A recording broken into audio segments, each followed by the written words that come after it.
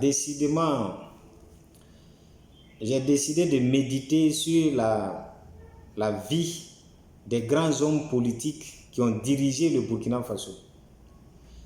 Et en fin de compte, je me suis rendu compte que,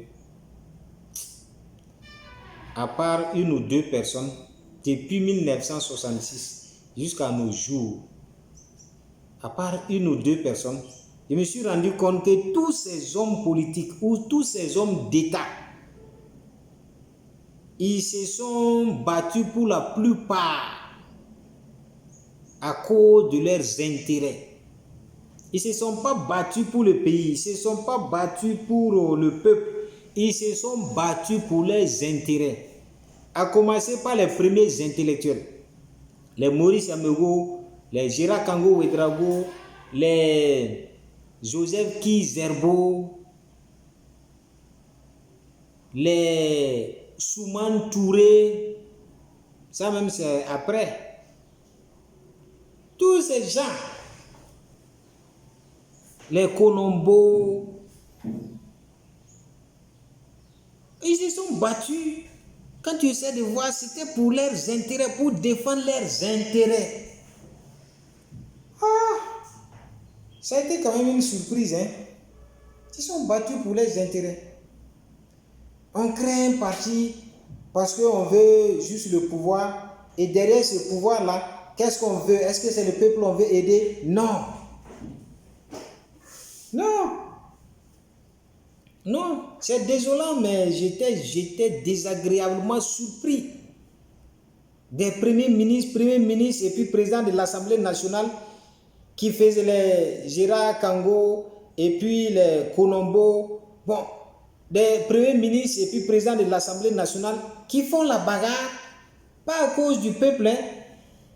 Ils mettent l'Assemblée nationale derrière eux pour combattre le premier ministre parce que tout simplement, lui il veut la position de l'autre. Il dit non, mais si c'est ça le système politique, si c'est ça la politique, c'est pas la peine. Hein. Si c'est ça la politique, c'est vraiment pas la peine. Il faut qu'il y ait une nouvelle manière de faire les choses. Si c'est pour défendre tes propres intérêts, en mettant le peuple devant, en disant nous battons pour le peuple, et puis tout, c'est de l'hypocrisie. Mais au fond, chacun se bat pour sa poche. Chacun se bat pour ses intérêts.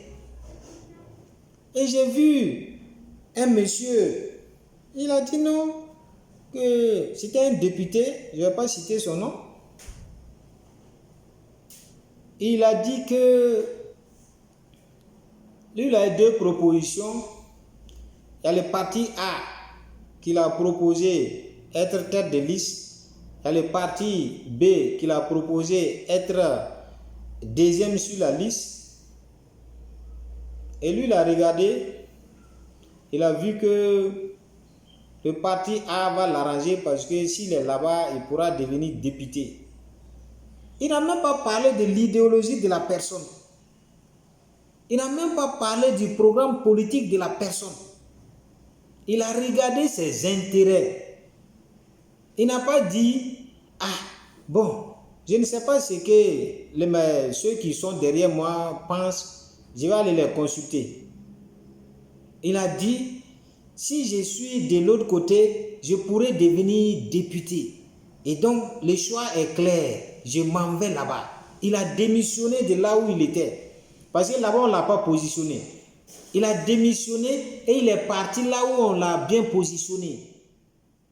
Est-ce que ce monsieur-là se bat pour le peuple? Est-ce qu'il se bat pour une idéologie, pour un programme? Non, il ne se bat pas pour ces choses. Il se bat pour ses propres intérêts. Et c'est comme ça, la mentalité de la plupart de nos députés, de nos hommes politiques là, c'est comme ça. Oui. Chacun s'arrange pour avoir un peuple derrière lui qui va le soutenir pour qu'il atteigne ses objectifs. En un rien de temps, il devient milliardaire sur le dos du peuple. Et après, le peuple va chercher à l'approcher, il ne peut pas. Ce qui est malheureux aussi, c'est que le peuple n'ouvre pas ses yeux vite. Et malgré ça, ce sont ces gens-là qu'on va considérer comme étant les plus... Voilà, les gens qu'il faut honorer. Vous voyez les décorations qui se font? On fait de la magouille, on fait de ceci, on fait cela. Et puis on va honorer des gens, on va décorer des gens qu'on ne devait pas décorer. Il y a des gens qui sont dans les services là, ils travaillent comme s'ils allaient se tuer. Mais ils ne sont jamais décorés. Des gens qui sont là à 11h, ils sont là à 10h, à 11h, ils ont disparu, ils sont allés en train de faire la campagne de l'autre côté là-bas. Et après, en fin d'année, c'est eux qui reçoivent une décoration. Voilà. Ça, c'est quelle situation ça? C'est pas comme ça que les choses devaient se passer. Et donc, quand un système est comme ça, est-ce qu'il faut encourager ça? Non. Non. Et même dans les campagnes, dans les mairies, depuis les élections municipales, législatives et présidentielles, c'est la même chose. Hein. Des intérêts personnels. Il y a toujours des exceptions. Hein. Ce n'est pas tout le monde, mais la majorité. Ouais, il y a un journaliste qui a parlé de ça une fois à la télé. Et moi, j'ai décidé de faire les enquêtes là-dessus. Oui, mes enquêtes. Tout le monde peut faire des enquêtes. Hein. Ce n'est pas seulement dédié à la gendarmerie. Moi-même, j'ai fait mes enquêtes aussi. J'ai étudié tous ces hommes politiques-là pour essayer de savoir quelle a été leur vie. Qu'est-ce qui les a motivés? Quel était leur discours? Quelles étaient leurs arrière-pensées? Qui étaient leurs collaborateurs? Etc. etc.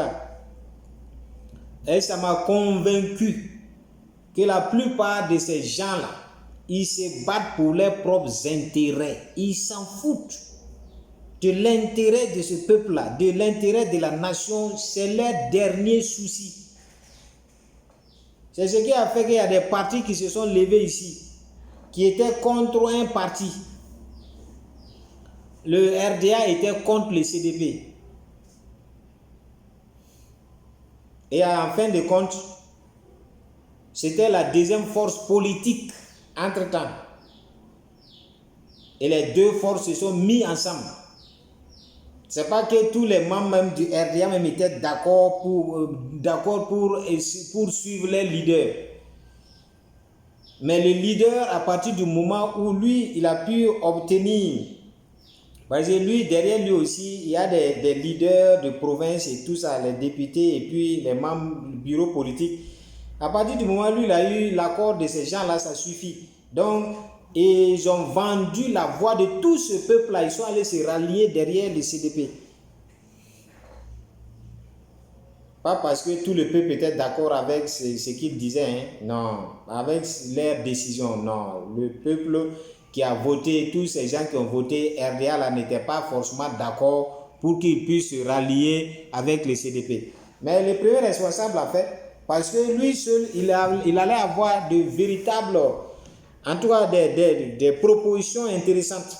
Et avec quelques leaders avec lui. C'est sûr que si ça passait, il allait être dans le Sénat ou dans l'Assemblée nationale ou dans le gouvernement, en tout cas dans les ambassades, on allait penser à eux.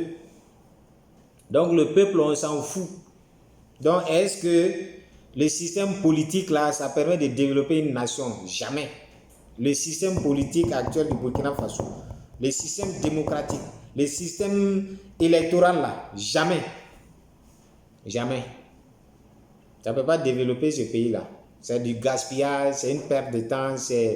On amène même les gens même là à ne plus jamais faire confiance aux paroles d'un homme politique. Maintenant même la politique est associée aux mensonges. Quand on parle de politique là, les gens voient des menteurs, les gens voient des détourneurs, les gens voient des gens qui ne tiennent pas promesse. Mais ce n'est pas ça la politique. La politique, c'est la gestion de la cité. Et pour gérer une cité, il faut avoir des compétences, il faut avoir des capacités.